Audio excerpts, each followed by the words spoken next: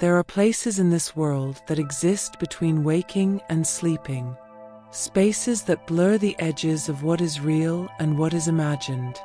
Tonight, I want to tell you about one such place, a train station that appears only in the gentlest hours of night, and the mysterious train that waits there, patient as starlight. Let yourself settle in. Feel the weight of your body sinking deeper into comfort. The story will carry you, slow and steady, like the rhythm of rails beneath wheels. It began on an ordinary Tuesday evening, though Maya wouldn't remember it that way later. She had been working late again, the kind of exhausting day where coffee loses its magic and the clock seems to move through honey. She left her office building at 9:30, the city streets still humming with the remnant energy of rush hour.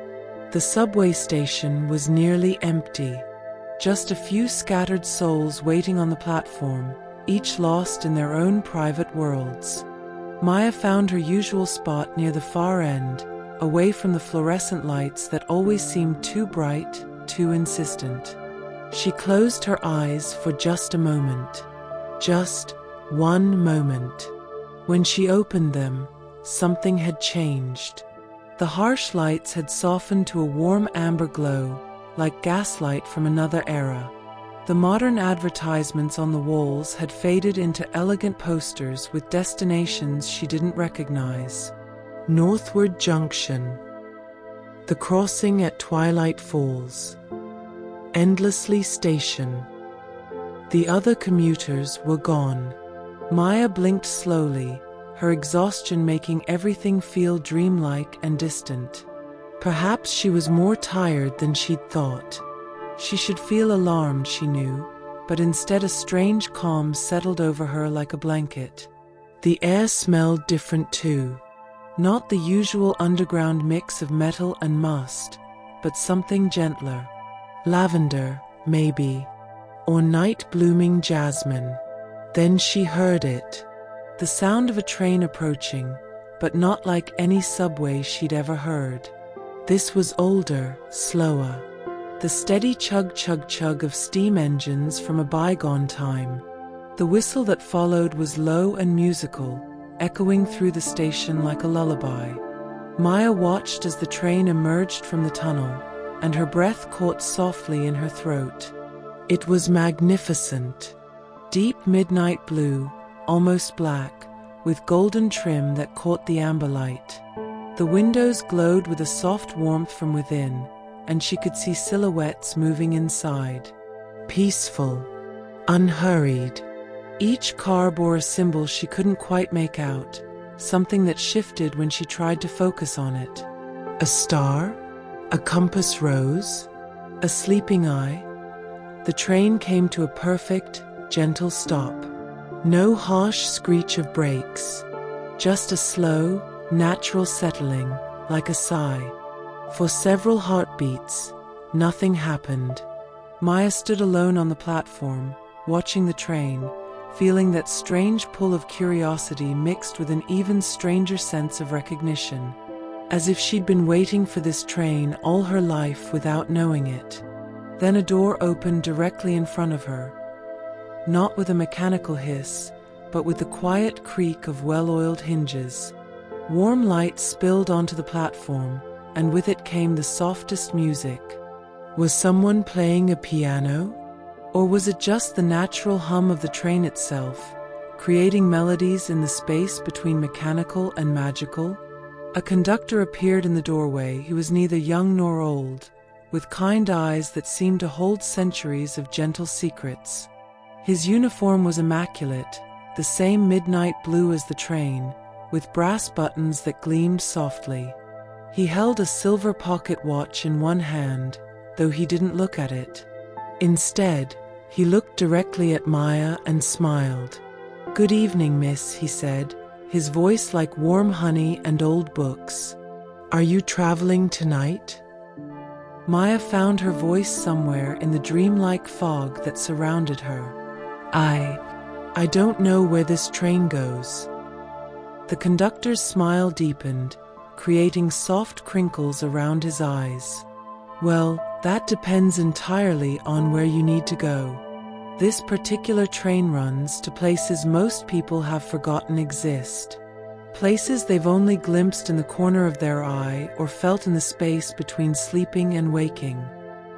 Is this? Maya paused, uncertain how to phrase the question.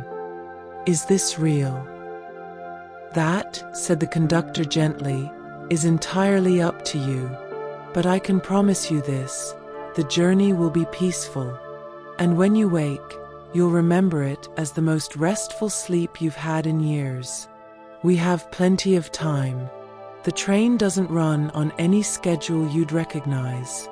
It simply is. He extended a white-gloved hand toward her. Maya looked back over her shoulder at the empty platform, at the station that was and wasn't her usual stop. She thought about her apartment waiting for her, about her alarm set for tomorrow morning, about all the usual things that made up her usual life.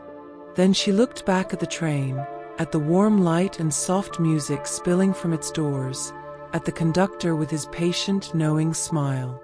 And she took his hand. The step up into the train was higher than she expected, but the conductor's grip was steady and sure. As soon as her foot touched the floor of the car, she felt something shift. Not in the world around her, but inside herself. As if she'd been holding her breath for weeks, months, maybe years, and finally she could exhale. "Welcome aboard," the conductor said softly. "Please, find any seat that calls to you. There are no assigned places on this train, only the places where you belong." The interior of the car took Maya's breath away all over again. It was like stepping into a dream of luxury from a more elegant age. Deep velvet seats in rich burgundy and forest green, arranged in small clusters with polished wood tables between them. Brass lamps with amber glass shades cast pools of golden light. The windows were large, and through them Maya could see, not the tunnel walls she expected, but something else. Darkness, yes, but darkness filled with moving shapes and distant lights, like watching stars from underwater. There were other passengers, but not many. An elderly woman sat near a window, knitting something that seemed to shimmer with each stitch, though maybe that was just the lamplight. A young man slept peacefully in a corner seat, his head resting against the window, a slight smile on his face. A couple sat together, holding hands in comfortable silence, watching the mysterious darkness flow past outside. None of them looked at Maya as she entered, not out of rudeness, but as if they were each existing in their own gentle pocket of space and time. Maya moved down the aisle slowly, running her fingers along the seat backs. The fabric was impossibly soft, like touching clouds or memories. She passed under an archway into the next car, and then the next, each one slightly different but equally inviting. She found her seat in the third car. She didn't know how she knew it was hers, but she did.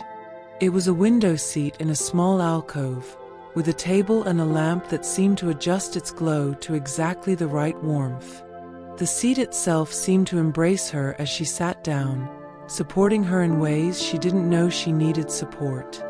Through the window, the darkness had taken on texture now. She could see shapes moving past, though she couldn't quite focus on what they were. Sometimes they looked like trees, ancient and vast. Sometimes like buildings from cities that had never been built.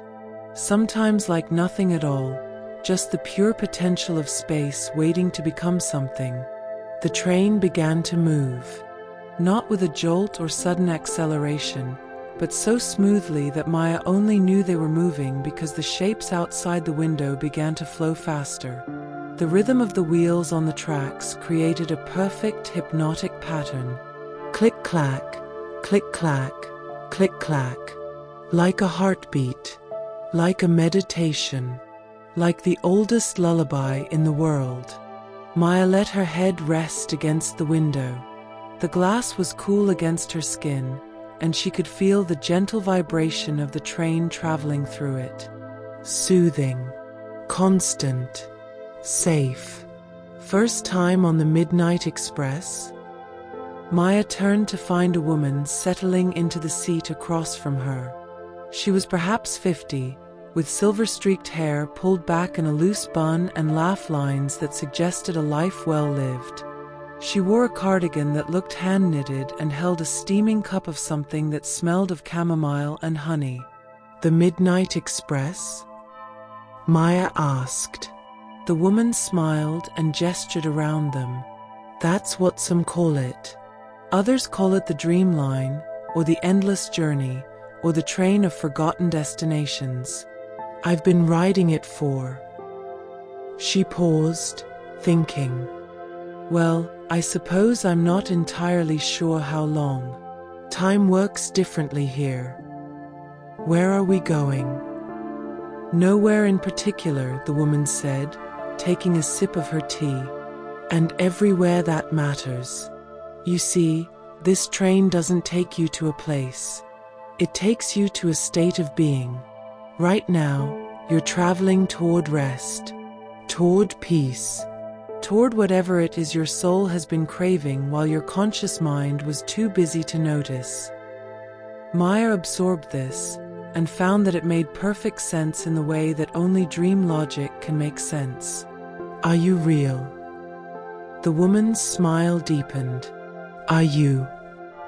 Before Maya could answer, the conductor appeared, moving down the aisle with a gentle grace. He stopped beside their alcove and gave a small bow. "Ladies, would you care for any refreshments? We have sleeping tea, warm milk with honey, hot chocolate made from midnight itself, or simply water drawn from peaceful streams." "Tea would be lovely," Maya heard herself say. "Of course. And may I recommend the lavender blend tonight? Particularly soothing for first-time travelers." He moved on, and Maya noticed that his footsteps made no sound on the floor. Or perhaps the train's rhythm simply absorbed all other sounds into its own peaceful percussion. The conductor returned with Maya's tea, presenting it in a delicate porcelain cup that seemed to glow from within. The steam rose in lazy spirals, carrying with it the scent of lavender and something else. Something that smelled like peaceful Sunday mornings and forgotten lullabies and the space between thoughts.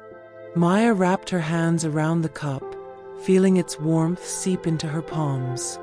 The woman across from her had returned to gazing out the window, a serene expression on her face, as if she were watching the most beautiful film ever made. "What do you see out there?" Maya asked softly. The woman didn't look away from the window. "Memories, mostly. Places I've been. Places I wish I'd been. Sometimes I see my grandmother's garden as it was 40 years ago, with the roses climbing the fence and the bees humming their summer songs. Sometimes I see cities made of crystal and starlight. Sometimes I see nothing at all, and that's just as beautiful."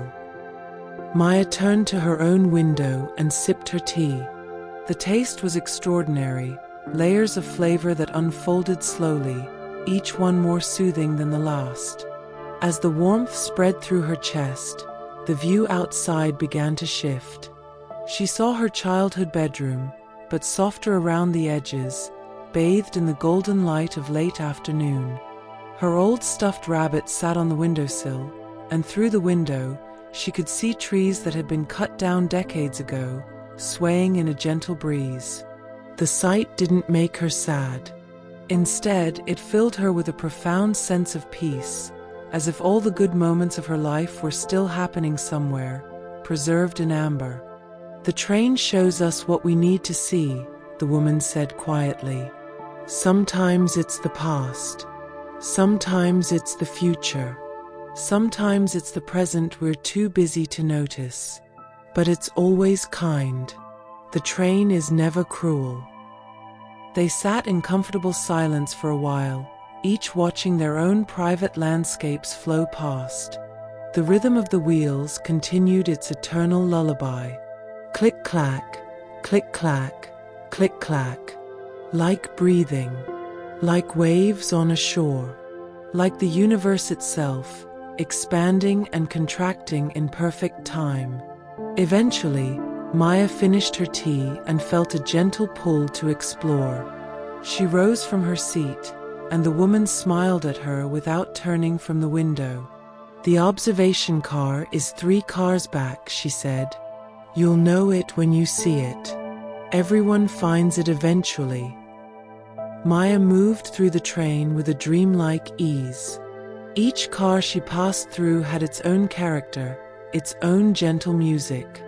In one car, passengers sat reading books that seemed to write themselves as they turned the pages. In another, people played chess on boards where the pieces moved like liquid mercury. In a third, children slept in small berths, watched over by what might have been their parents or might have been guardian angels. It was impossible to tell, and somehow it didn't matter.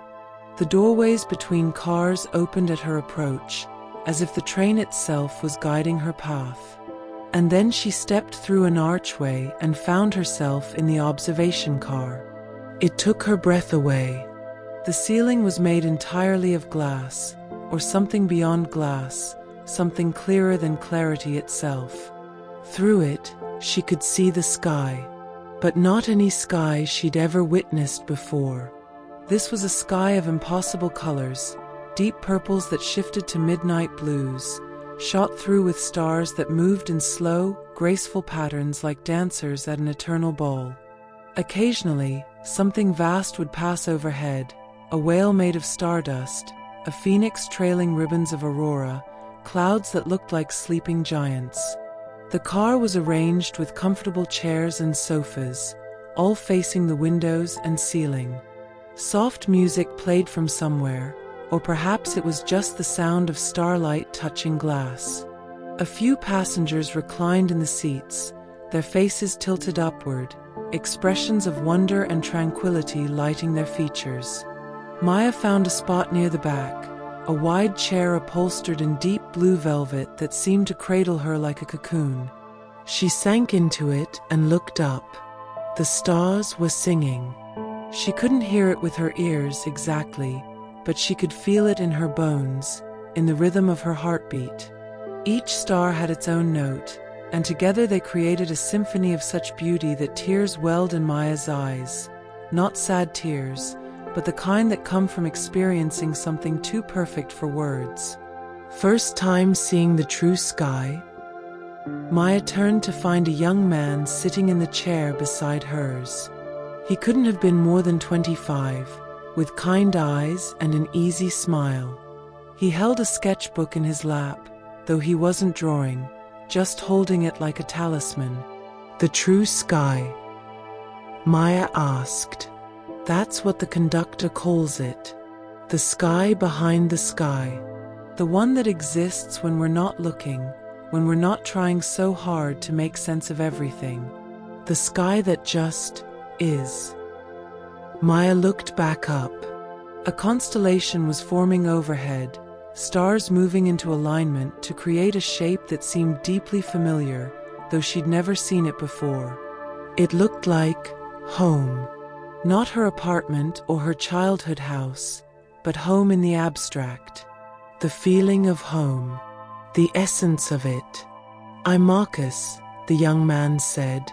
"I've been riding this train for, I think this is my 3rd journey, or maybe my 30th. Time is strange here." "Maya," she replied, "this is my first time, I think. I'm not entirely sure how I got here." Marcus smiled. "Nobody is, really. The train finds you when you need it. When your soul is hungry for rest, but your mind hasn't figured out how to ask for it. I first boarded during my final year of college. I was so tired I couldn't remember what it felt like not to be tired. I fell asleep on a park bench and woke up at the station." "And you came back?" "The train is always there if you need it," Marcus said. Sometimes I don't see it for months. I'll go about my life, riding normal subways and buses, and I'll be fine. But then there comes a night when everything feels too heavy, when the world is too loud and too bright and too much. And I'll close my eyes, just for a moment, and when I open them, he gestured around them. I'm home. The word resonated through Maya. Home. Yes, that's what this felt like. Not her home, but a home. A place where she belonged simply because she existed. Where nothing was demanded of her except to rest and be. A shooting star crossed the sky above them, leaving a trail of silver light that lingered for several heartbeats before fading. Maya made a wish, though she couldn't have said what it was.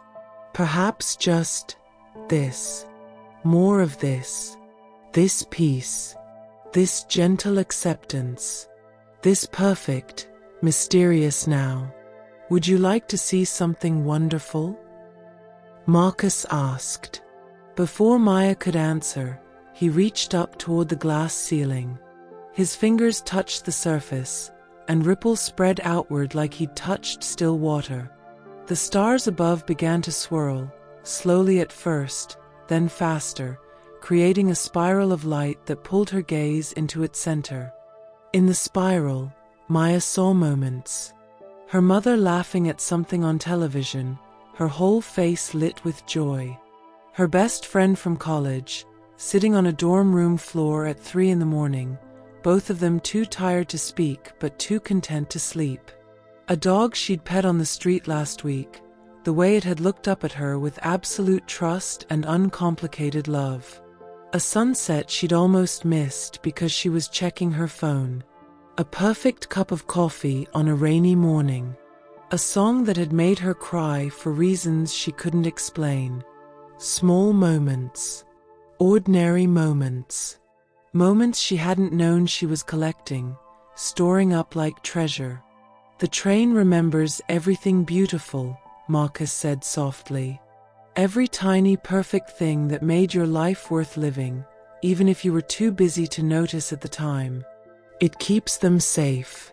And when you need to remember why rest matters, why peace matters, why you matter, it shows you. The spiral slowly settled back into the regular pattern of stars. Maya felt full, as if she'd just eaten the most nourishing meal of her life. Not full in her stomach, but full in her soul. They sat together in comfortable silence, watching the impossible sky. Other passengers came and went, each one pausing to stare upward with the same expression of quiet awe. An elderly man with a cane who moved with the careful precision of someone who'd lived a long, full life. A young woman with paint stains on her fingers who wept silently, joyfully, as she gazed at the stars.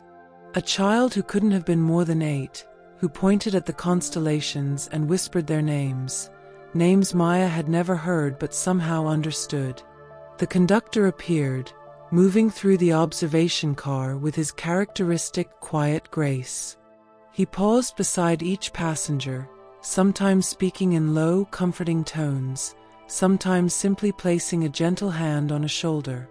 When he reached Maya and Marcus, he smiled. Enjoying the view, I trust? It's... Maya struggled for words. I don't know how to describe it. Then don't, the conductor said kindly. Some things are better felt than spoken. Some mysteries are meant to remain mysterious. He checked his pocket watch, though Maya noticed the hands weren't moving in any conventional way. We'll be approaching the garden station soon. Some passengers choose to disembark there. Others prefer to continue onward. There's no wrong choice. What's at the garden station? Maya asked. The conductor's eyes twinkled. Gardens, naturally, though perhaps not the kind you're imagining. Would you like to see? Maya looked at Marcus, who nodded encouragingly. "The gardens are beautiful," he said. "I walked through them on my second journey. I still dream about them sometimes, and when I do, I wake up feeling like I've slept for 1,000 peaceful years." "Then yes," Maya said, "I'd like to see them." "Excellent," the conductor said. "We'll arrive in approximately 10 minutes. Or perhaps 20. Or perhaps we're already there and just haven't noticed yet. Time, as you've probably gathered, is more of a suggestion on this train than a rule." He moved on, and Maya returned her gaze to the ceiling. The stars had arranged themselves into new patterns now, constellations that told stories she almost remembered from childhood. A great bear made of silver light. A ship sailing across an ocean of night. A tree whose branches reached across half the sky, each leaf a tiny, perfect sun. "Marcus," Maya said quietly. Thank you. For explaining things. For being here." He smiled, his eyes still fixed on the stars above. "We're all here for each other, I think. That's part of what the train is. A place where strangers become companions for a little while, where we remember that we're not alone in needing rest, in needing peace, in needing to remember what's beautiful." The train's rhythm shifted subtly, the click-clack of the wheels taking on a slightly different pattern. Through the windows on the sides of the observation car, the darkness was beginning to change. Maya could see hints of green now, of growing things, of life waiting just beyond the glass. The garden station was approaching. Maya felt a flutter of anticipation mixed with contentment. Whatever waited ahead, she knew it would be gentle. The train had shown her that much. In this place, in this impossible journey through the spaces between dreams and waking, nothing was harsh. Nothing was cruel. Everything was designed to help her rest. She took a deep breath and let it out slowly, feeling the tension she'd been carrying for weeks, months, dissolve a little more with each exhale. The train was slowing now, smooth and gradual, like a leaf settling onto still water.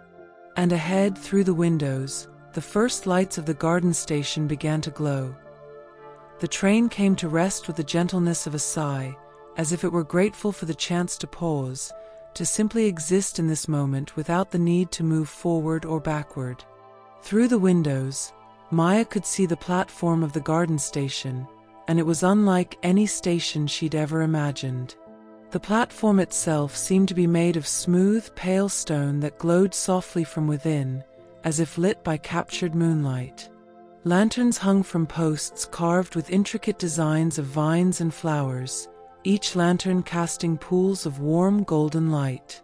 But it was what lay beyond the platform that made Maya's heart catch in her chest. Gardens. Not just one garden, but countless gardens, stretching as far as she could see.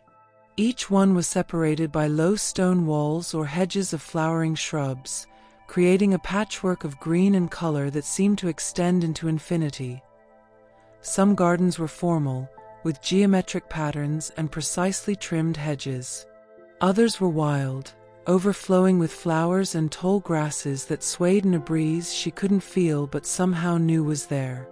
Still others glowed with their own inner light, as if the plants themselves were made of gentle luminescence. The conductor's voice came over a speaker system that sounded like a whisper directly in her ear. Garden Station. Those who wish to walk among the growing things, you may disembark. The train will wait for those who choose to return. It always waits. Maya rose from her chair, feeling Marcus do the same beside her.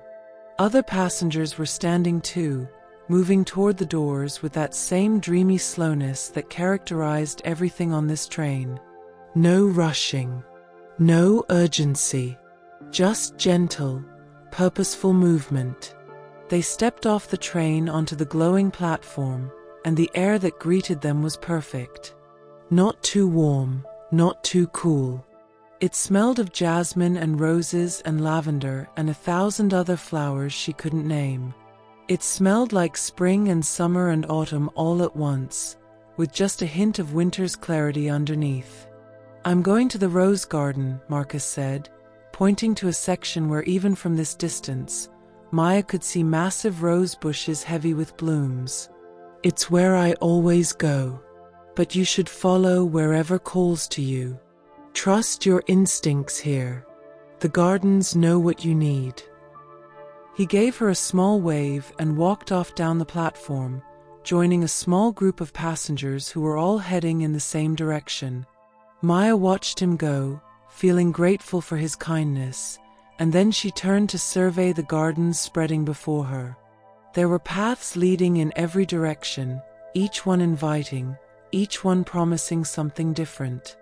A stone path that led toward what looked like a forest of silver birch trees.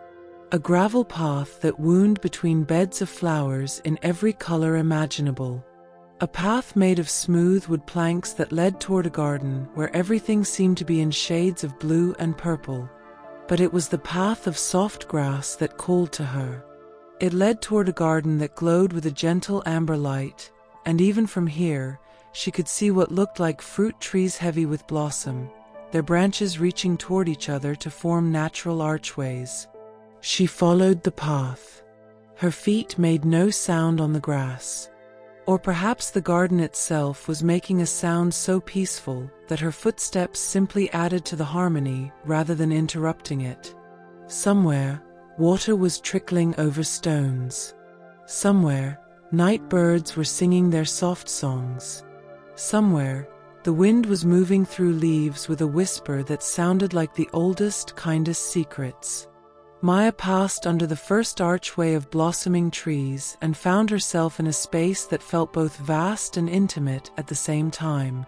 The trees formed natural corridors and clearings, each space feeling like its own small world. In one clearing, benches made of living wood invited her to sit. In another, a small pond reflected the impossible stars still visible in the sky above. In a third, wildflowers grew in no particular pattern, their petals glowing softly in the amber light. She wasn't alone in the garden. Other passengers from the train wandered through the spaces between the trees, each one seeming to exist in their own private peace. They didn't speak to each other, but there was a sense of companionship in their silence. Fellow travelers, all seeking the same thing: rest, beauty, a moment outside of time. Maya found a bench beneath a particularly large tree whose blossoms were the color of sunset. She sat down and immediately felt the tree's presence, old and wise and infinitely patient. It had been here forever, she realized. Or perhaps it had just come into being this moment. In this place, both things could be true simultaneously. She closed her eyes and simply listened.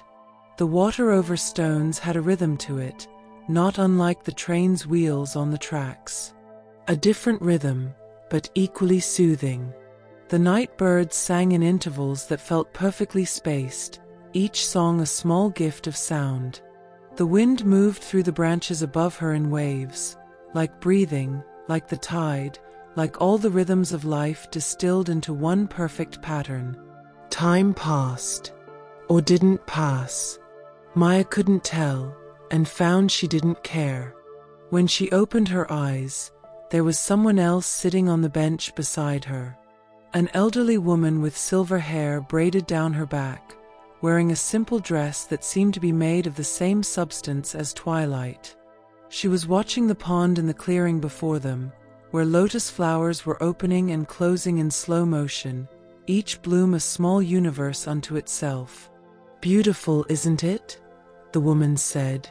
Her voice was like honey mixed with smoke, sweet and slightly rough. "Yes," Maya replied. "I've never seen anything like it." "Few have," the woman agreed. "The garden station exists in the places between places. You can only find it when you stop looking for it. When you let go of trying to control everything and simply allow. Are you a passenger? Maya asked. The woman smiled. I was once. A long, long time ago. Now I'm more of a gardener, I suppose. I tend to the flowers that grow from dreams. I make sure the paths stay clear. I help lost travelers find their way to the gardens that will heal them most. Have I been here before? Maya asked. The question surprised her, but once she'd asked it, she realized it was the right question. Something about this place felt familiar, as if she'd walked these paths in countless other dreams she couldn't quite remember. Everyone has been here before, the woman said. In one way or another.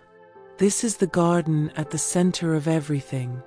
The place your soul visits when your conscious mind is too tired to guard the gates.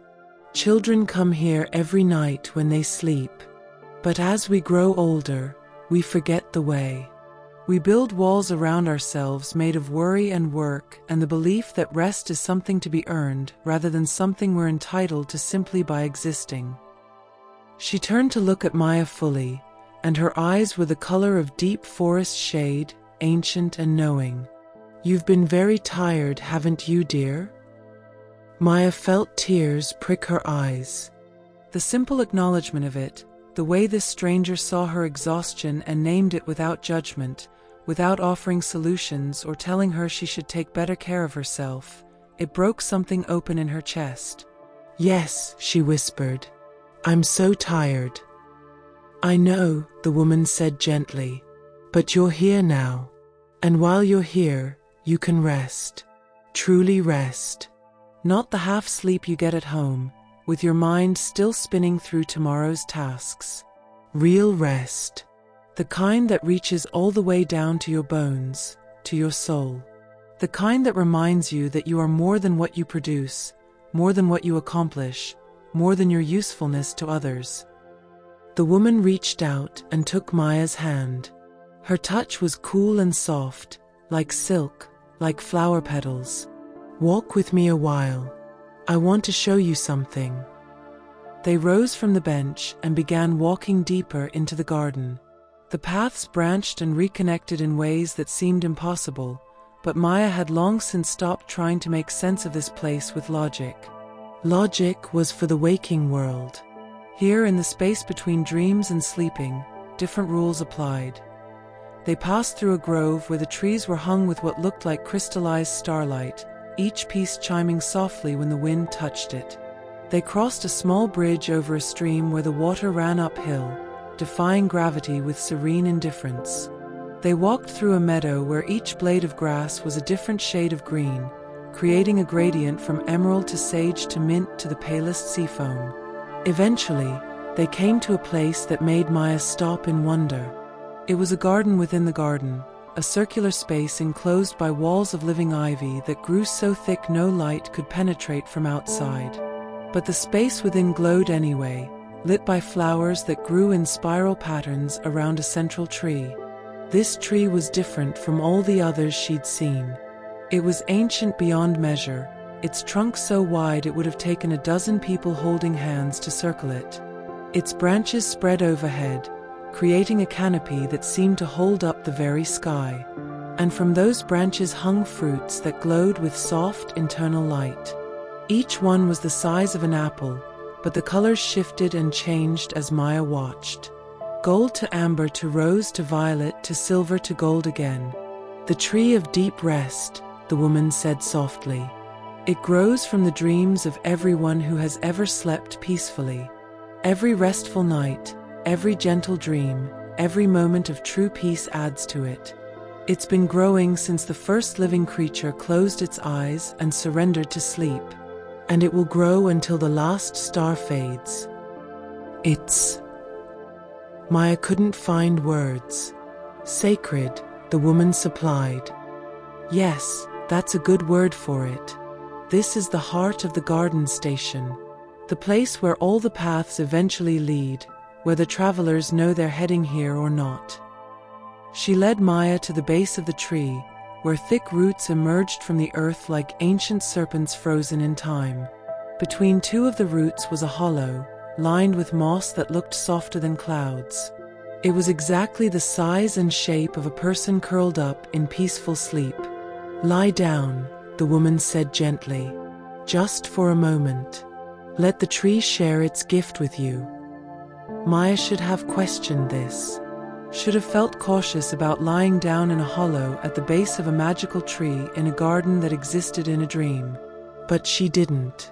Instead, she felt only the pull of profound safety, the knowledge that this was exactly what she needed. She lay down in the hollow, and the moss embraced her like the most perfect bed ever created. The roots of the tree curved protectively around her, not trapping but sheltering. Above her, through the canopy of branches, she could see the glowing fruits and beyond them, the eternal stars. "Close your eyes," the woman said, her voice coming from somewhere far away and very close at the same time. "Let the tree remember you. Let it add your rest to its growth. Let it give you back what the waking world has taken." Maya closed her eyes, and she felt it immediately. A presence, vast and gentle, ancient and new. The tree was aware of her. It knew her exhaustion, her struggles, her small joys and quiet sorrows. It knew the weight she carried, the mask she wore, the way she pushed herself past her limits again and again because she'd forgotten she was allowed to stop. The tree held all of this knowledge without judgment. And then, slowly, it began to take the weight from her. Not erasing her memories or her experiences, but taking the heaviness of them. The burden. The way they dragged her down. The tree absorbed these things into itself, transforming them into food for its roots, fuel for its growth. Her exhaustion became nourishment. Her pain became strength. Not her strength, but the tree's, so that it could continue to offer shelter to others who came after her. Maya felt herself becoming lighter, not in body, but in spirit. As if she were a balloon that had been tied to anchors she didn't know she was carrying, and now the ropes were being cut, one by one, and she was slowly, gently rising. She heard singing.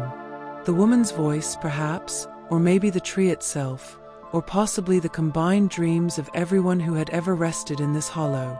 It was a wordless melody, ancient and soothing, that wrapped around her like a blanket made of starlight and summer rain.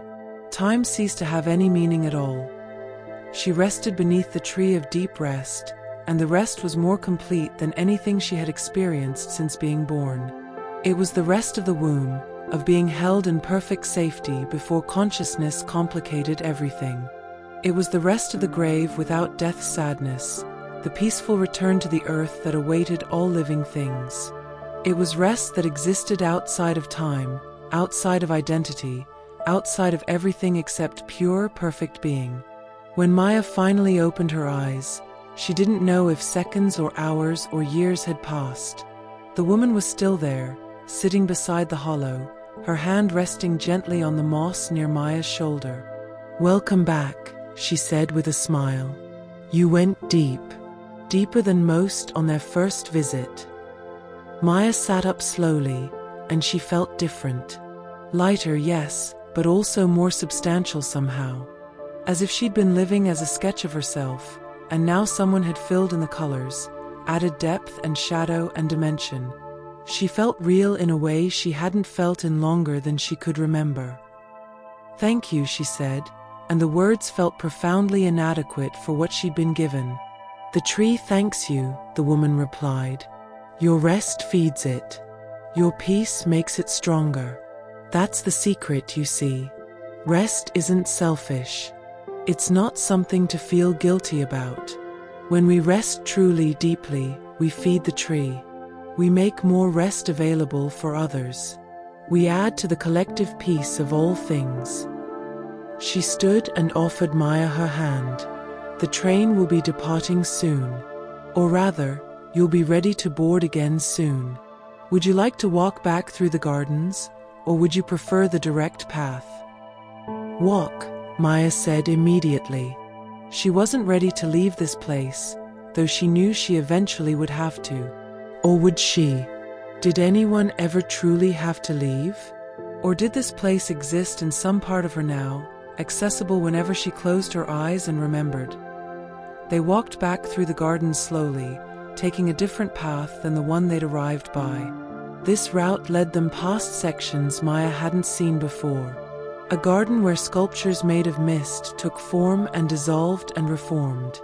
A garden where the flowers were made of music, each bloom playing its own note when the wind passed through. A garden where time ran backward, showing them flowers closing into buds, fruits returning to blossoms, seasons rewinding in reverse. Eventually, they arrived back at the glowing platform where the train waited, patient as ever. Other passengers were returning as well, their faces serene, their movements unhurried. Marcus was among them, and he caught Maya's eye and smiled, a smile that said he understood, that he'd experienced something similar in his own garden, that they were now members of the same quiet fellowship of the deeply rested. "Will I see you again?" Maya asked the elderly woman. "Perhaps," she said, "or perhaps not. But you'll carry this with you, the memory of true rest. And whenever you need it, you can close your eyes and find your way back here." The garden station exists wherever someone remembers how to stop trying so hard. It's always there, always waiting, always ready to welcome travelers home. She leaned forward and kissed Maya gently on the forehead, a benediction, a blessing. Then she stepped back and seemed to fade into the amber light of the gardens, becoming part of the glow, part of the beauty, part of the eternal peace that permeated this place. Maya stood for a moment, feeling the residual warmth of that kiss on her forehead. Then she turned and boarded the train once more. The train's interior welcomed her back like an old friend. The same warm lights, the same soft music, the same sense of timeless peace. But Maya felt different now.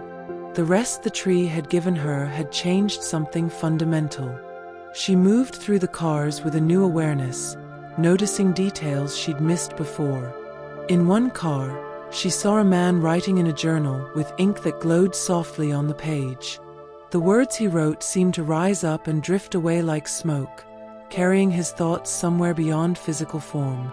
In another car, a woman was painting on a canvas that appeared to be made of solidified moonlight, and the images she created moved and breathed as if alive. Maya found her way back to the observation car, to the same comfortable chair she'd sat in before. Marcus was already there, and he nodded to her in greeting but said nothing. Words weren't necessary. They had both experienced something profound, and the silence between them held more understanding than conversation ever could. The train began to move again, pulling away from the garden station. Maya watched through the window as the gardens slowly faded into the distance, their lights growing smaller but never quite disappearing. They remained visible even when they should have been too far away to see, like stars that persisted on the horizon, promising that they'd be there whenever she needed to return. The sky above the observation car had changed again. Now it showed not just stars but entire galaxies, swirling in slow motion, painting patterns of light across the cosmic canvas. And within those patterns, Maya could see faces. People she'd known, people she'd lost, people she'd loved. Not ghosts, exactly, but memories given form by starlight. Her grandmother, who died when Maya was 12, smiled down at her from the constellation of a rose in bloom. Her first dog, a golden retriever named Sunny, raced through a galaxy shaped like a meadow. A teacher who'd believed in her when she hadn't believed in herself stood at the center of a star cluster, forever patient, forever kind. "The train shows us what we need to see," Marcus said softly, echoing the words of the woman in the first car, hours or days or forever ago. "When we're rested enough to really look." "I see the people I've loved," Maya said. "And they see you," Marcus replied. "Or at least, the love between you sees itself. Love doesn't end, you know. It just transforms." becomes part of the fabric of everything. That's what the stars are made of, I think. All the love that's ever existed, burning bright enough to light the darkness. They watched in peaceful silence as the train carried them onward. Other passengers in the observation car were having similar experiences, Maya realized. Some were crying gentle tears. Some were laughing softly. Some simply smiled, their faces radiant with recognition and reunion and the profound comfort of being remembered by those who had mattered most. The conductor appeared beside Maya's chair, materializing from the shadows without startling her. "We'll be approaching your destination soon," he said quietly. "Or rather, you'll be approaching readiness to return. Are you feeling rested?" Maya considered the question. She felt more than rested. She felt restored, renewed, as if she'd been a book with torn pages and someone had carefully mended each one, not erasing the damage but incorporating it into the story, making it part of what gave her depth and character. "Yes," she said. "I think I am." "Good," the conductor said. He checked his impossible pocket watch once more. "You've been on the train for exactly as long as you needed to be. That's usually how it works. The train provides what's required, no more, no less. Though I must say, your rest was particularly deep. The tree recognized something in you. A strength that comes from surviving great exhaustion. Those are the travelers who tend to rest most profoundly." "Will I remember this?" Maya asked. "When I wake up?" "Parts of it," the conductor said.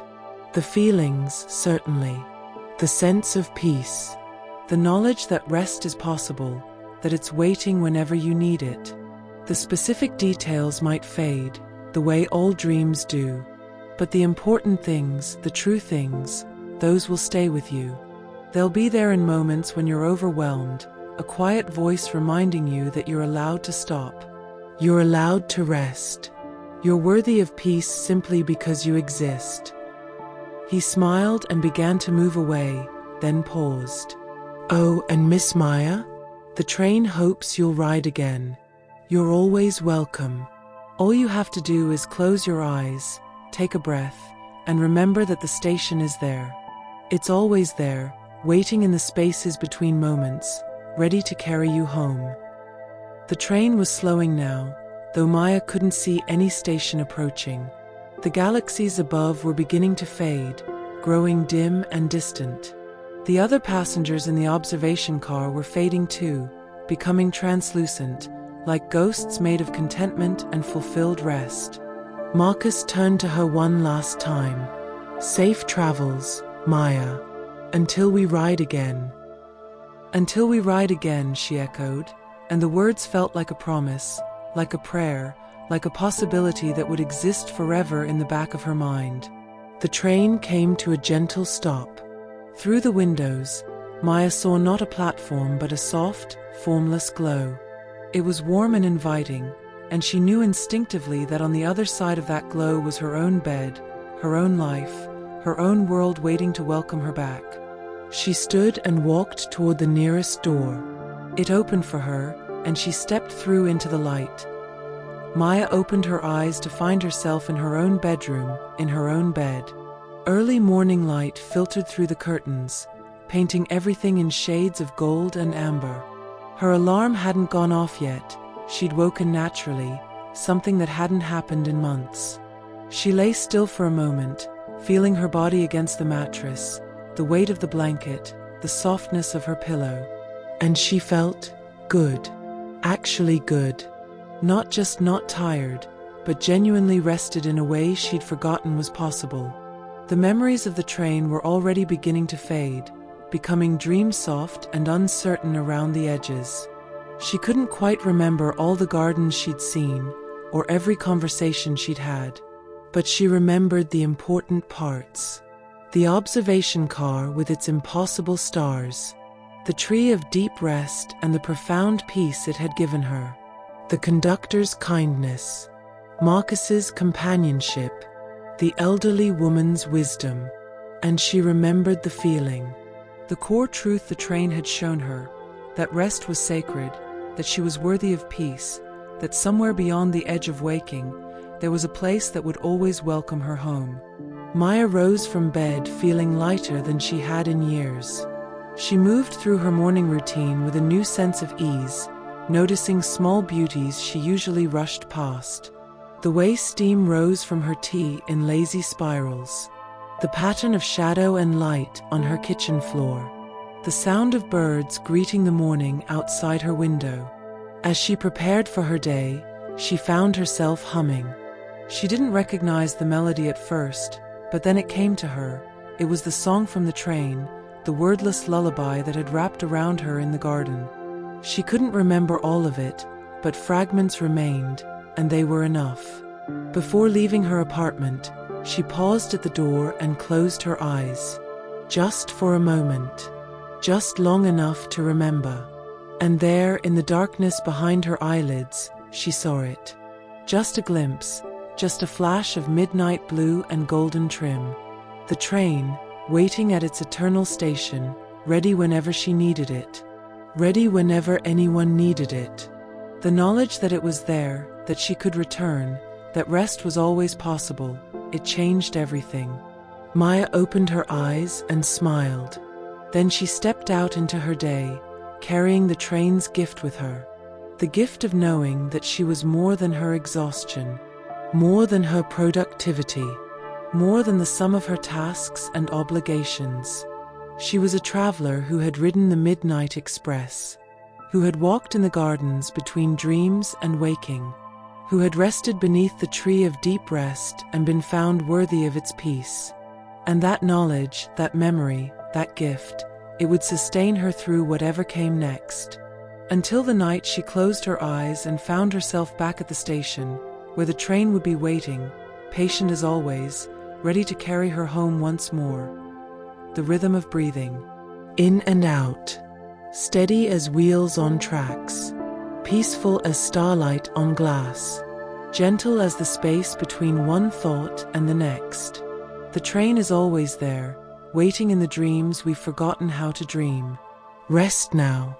The journey continues, and you are always, always welcome aboard. Sleep well, traveler. Sleep deep. The Midnight Express is always running, always waiting, always ready to carry you to the peace you deserve. Let the rhythm of the tracks guide you into sleep. Click-clack, click-clack, click-clack. Slower now, softer, until there is only rest, only peace, only the gentle darkness of deep, healing sleep.